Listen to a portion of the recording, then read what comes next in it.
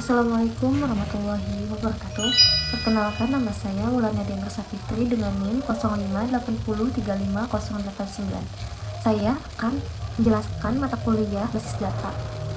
Pada video ini saya akan mempraktikkan pembuatan basis data rumah sakit menggunakan MySQL atau MariaDB pada aplikasi XAMPP sesuai tugas mata kuliah basis data. Berikut laka-laka praktikum yang saya lakukan. Yang pertama yaitu menjalankan XAMPP-nya, kemudian membuka PHP MyAdmin di browser. Kemudian saya akan membuat database dengan nama rumah sakit.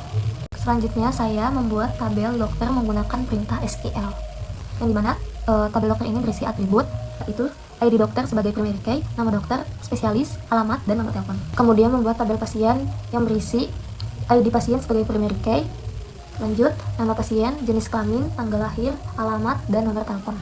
Selanjutnya membuat tabel administrator, yang dimana tabel ini digunakan untuk menyimpan data admin di sistem. Selanjutnya membuat tabel pasien dokter. Ini digunakan untuk menghubungkan pasien dan dokter. Di tabel ini terdapat rangkai dari tabel dokter dan pasien. Selanjutnya yaitu membuat tabel daftar. Tabel ini akan digunakan untuk data pendataan pasien.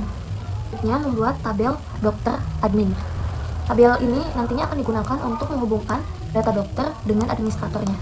Itu adalah tabel-tabel yang berhasil dibuat, yaitu ada dokter, pasien, administrator, pasien dokter, daftar, dan dokter admin. Setelah tabel berhasil dibuat, saya menambahkan beberapa data contoh menggunakan perintah insert into. Selanjutnya, saya akan menampilkan data menggunakan perintah select. Query ini digunakan untuk melihat isi tabel dan memastikan data berhasil disimpan ke dalam database. Berikut saya menampilkan relasi antara pasien dan dokter menggunakan perintah join. Dan hasil query dapat dilihat nama pasien, nama dokter, tanggal pemeriksaan, dan keluhan pasien.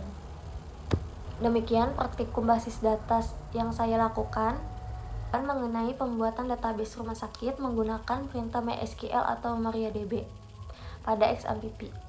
Dari praktikum ini saya dapat memahami cara membuat database, tabel, primary key, foreign key, insert data, dan menampilkan data menggunakan query SQL.